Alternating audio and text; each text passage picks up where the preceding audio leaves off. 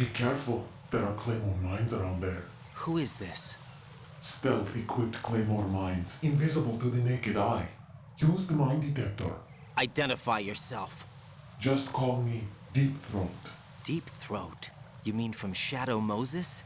Mr. X, then. Mr. X now, is it? Why would it matter if I called you Deep Throat? Never mind about that. Why did you contact me? Let's just say I'm one of your fans. Colonel, someone calling himself Mr. X just contacted me. Do you know anything about it? No. And whoever it wasn't a burst transmission. The transmission was sent from within the big shell. He called himself Deep Throat at first.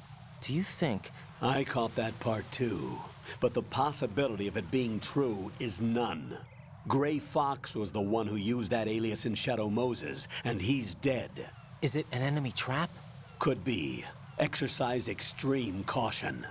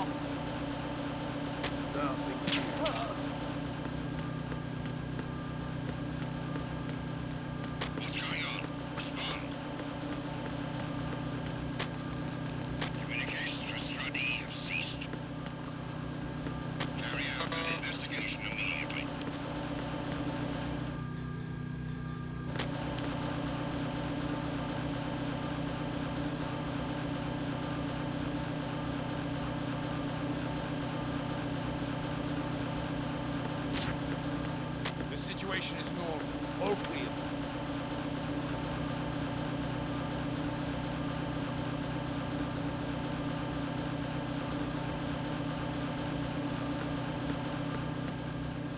Nothing here.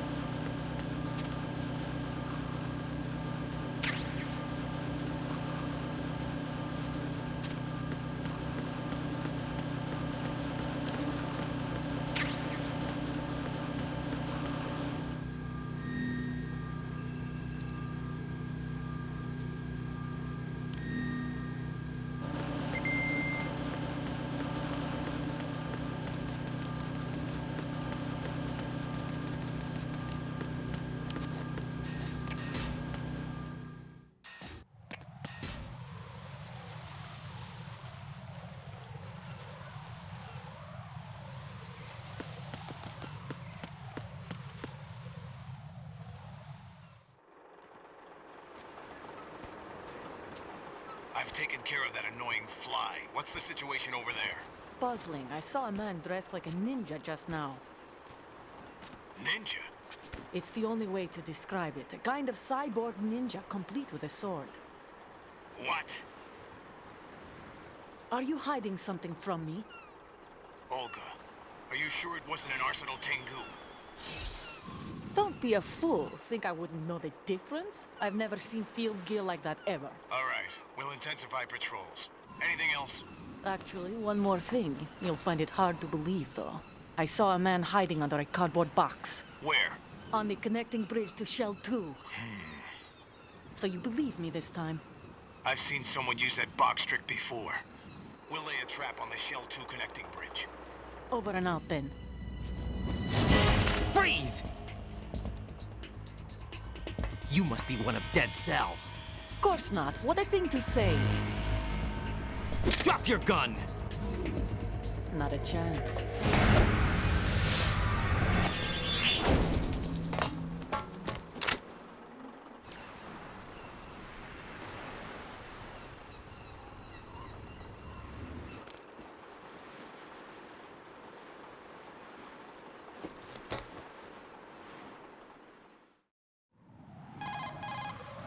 I saw a female soldier. Russian. Must be Olga Gerlukovich. How do you know? Unlike you, I've been briefed. She's not a Dead Cell? No, she commands a Russian private army. They must be the ones patrolling the Big Shell. That's right. She's led the group ever since her old man, Colonel Gerlukovich, died. Watch yourself with her. She's a tough one.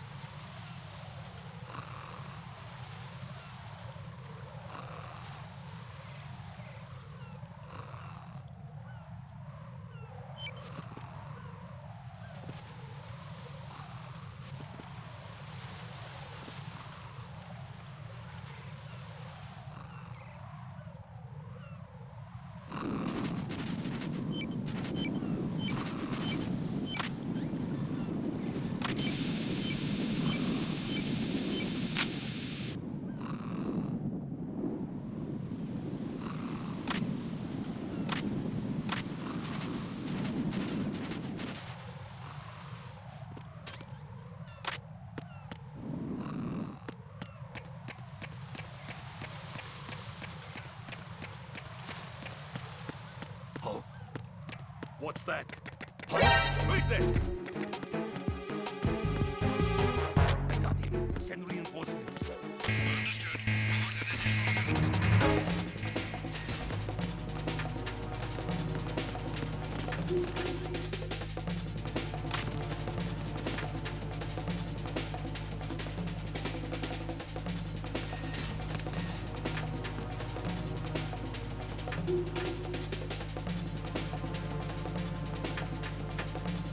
Return to your positions. Increase security.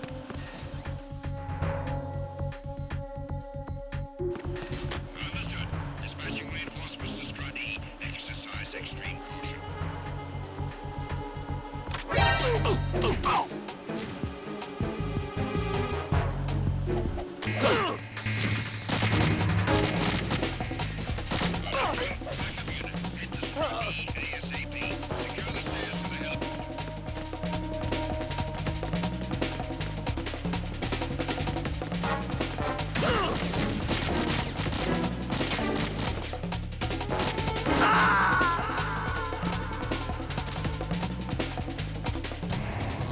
What the hell happened? Raiden! Raiden!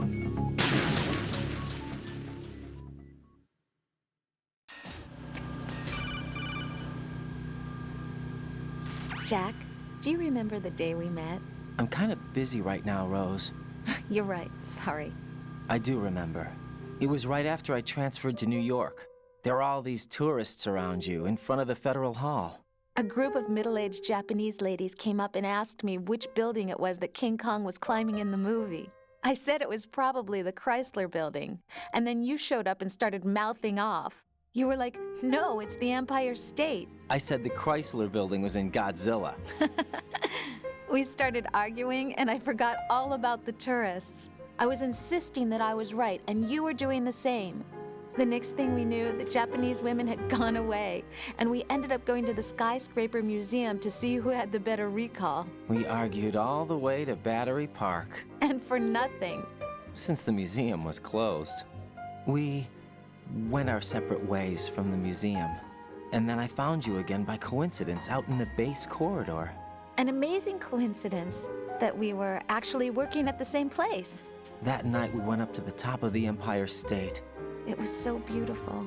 I could look down on the Chrysler Building from 120 stories above ground. I felt overwhelmed. I didn't care anymore who was right. And that was our first date. We watched King Kong in your apartment a bunch of times that night. Didn't sleep till morning.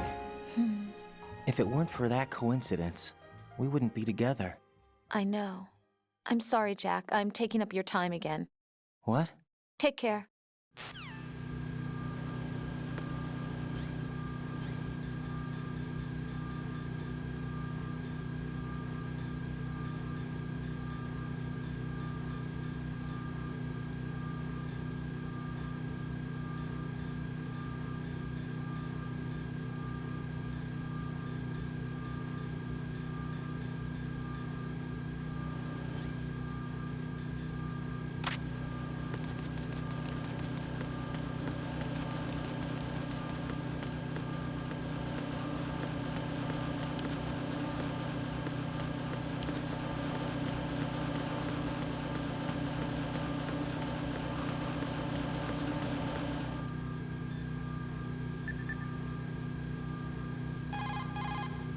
Equipping yourself with Sensor A will bring up a visual representation of the...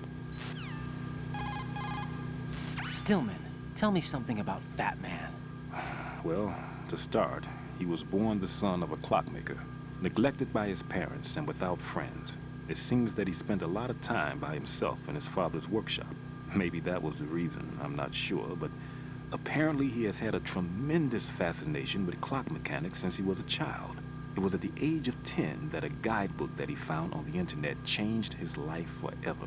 That guidebook served as the basis of his eventually piecing together an atomic bomb. It was from there that he came to be known as Fat Man. And soon enough, there was no one associated with bombs that didn't know his name. In a sense, Fat Man was a hero. Although what he did was recognized only by those in the trade, I'm sure that it served to greatly stir the ego of the teenage boy at the center of it all. But he leaves his mark nowhere else. Apparently he was hated and shunned by everyone in school. So he went on to focus all his energy on explosives. He scorned the reality that surrounded him and instead chose to embrace a world that would easily grant him recognition. Well, to be sure, it never amounted to anything more than, say, occasionally bringing a gun into school. Eventually, Fat Man came to Indian Head, the exercise training facilities of the Naval School Explosive Ordnance Disposal at which I was a lecturer.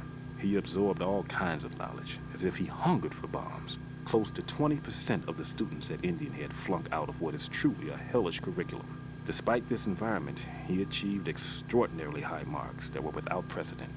After leaving Indian Head, he joined up with Nest, said to be the most accomplished bomb disposal unit. It was there that he apparently got into some trouble. What exactly? You got me, but Fat Man was definitely not cut out for group operations from the very start. Having been ousted from Nest, he was picked up by Dead Cell, which was already becoming notorious for being a motley crew of sorts.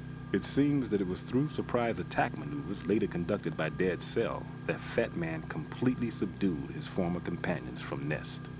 While being the most peculiar individual among my students, he was also the most talented. Be sure not to underestimate him.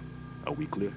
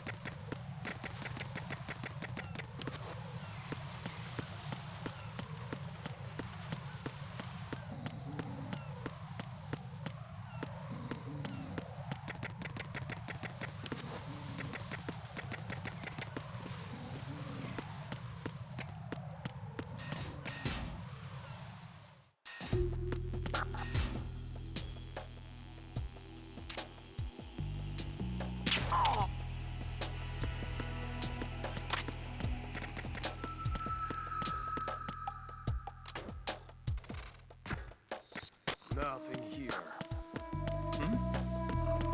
There's somebody there.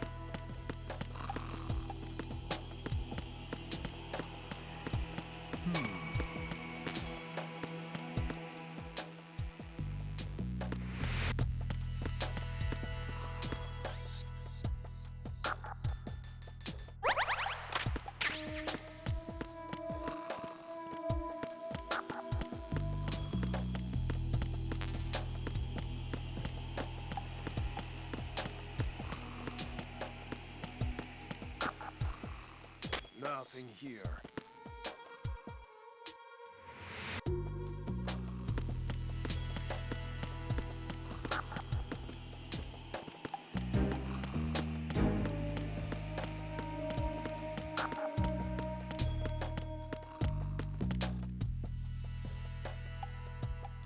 Nothing here.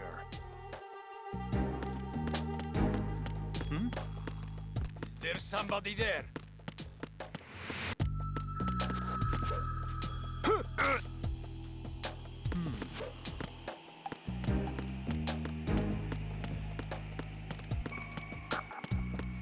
Nothing here.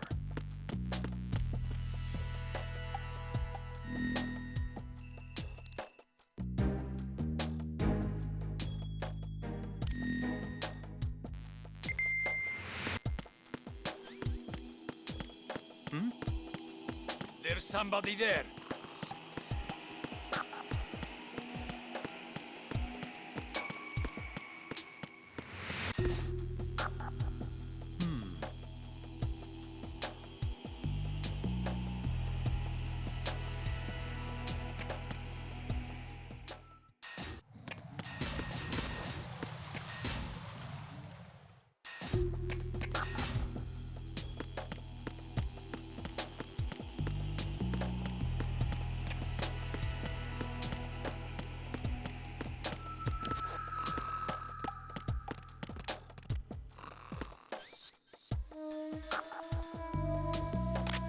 Nothing here.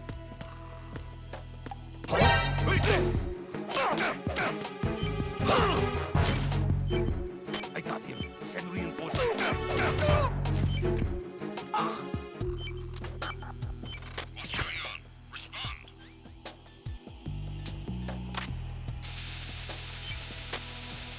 Communications with Strut D.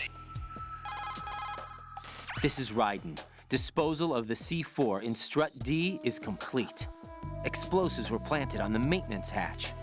Good work. Only one more left to go. This is Pliskin. Do you read me, Pete? I'm here. What's up? Raiden, you need to hear this too. I'm listening. I checked out the bottom of Strut H for you, Pete. Wait, what's this about? I asked Pliskin to look around. Knowing Fat Man, I can't shake the feeling that all the bombs so far were just wrong. So did you find anything? Yeah, a hell of a lot of C4s packed into the bottom of the strut. Pete called it right. I knew he had the real thing up his sleeve. So all the other ones were dummies? No, they're a threat, all right. But the detonation wouldn't be enough to destroy the entire shell. But the C4s Pliskin found would inflict serious structural damage. That's not the bad news either. These are sensor-proof. What? New model, I guess. The ionization sensor can't detect them. The whole thing is sealed tight to prevent vapor leak, and there's no trace of that cologne signature. Pete, looks like he fooled you. Yes. But you managed to find the thing anyway. It was sheer luck. Bombs that are invisible to the sensor? Any ideas, Pete? Are there more out there? I'll go see for myself. You can't move fast enough. He's right. I can try the spray from a distance. Hold on. There's something not right about this one. I can feel it. Well, Pete, should I come back and get you? No, there's no need. Raiden, you have one left to go, correct? Right, except for those scentless ones. How about you, Pliskin? I have 2 left, not counting this one. Okay. It'll have to be me. I have the level 4 card that'll get me into Shell 2 in any case. You'll never make it. With that bad leg of yours, they'll spot you for sure. That won't happen. I can walk just fine. I can even run. What do you mean? That bomb 5 years ago, I messed up. Even with all my experience, I lost it. And the church was lost in the explosion. All those kids playing nearby, too. These past 5 years, I've lived a lie. Lied? Yes, lied. I didn't lose my leg in the explosion. So many dead. All because of my mistake. All I could think about was hiding from the crime, shielding myself from the public outcry. I wanted people to be sorry for me, for my weakness. I faked being a victim myself because I couldn't bear to face the families of the real victims. This is no prosthetic. I can keep my footing on catwalks and hike over deserts. I lived my life so well, I haven't even answered to myself for my sins. It was supposed to be a shield, and it's become a shroud instead. I've killed my soul by playing the victim. Instead of protecting me, it's made my life even more hellish. What good can that do the victims? I know. I'm a coward. Hey, Pete. God forgive me.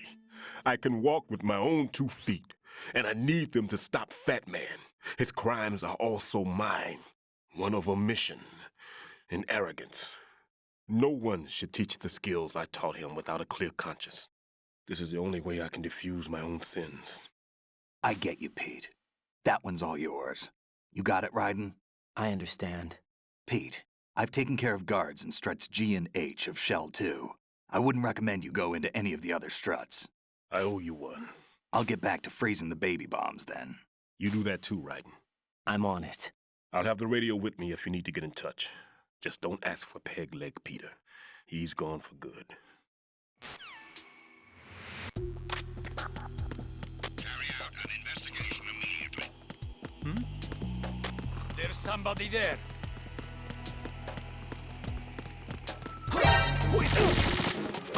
Enemy sighted. Send a shield personnel. Understood. The backup squad is being questioned. These stairs. Don't let the enemy get away.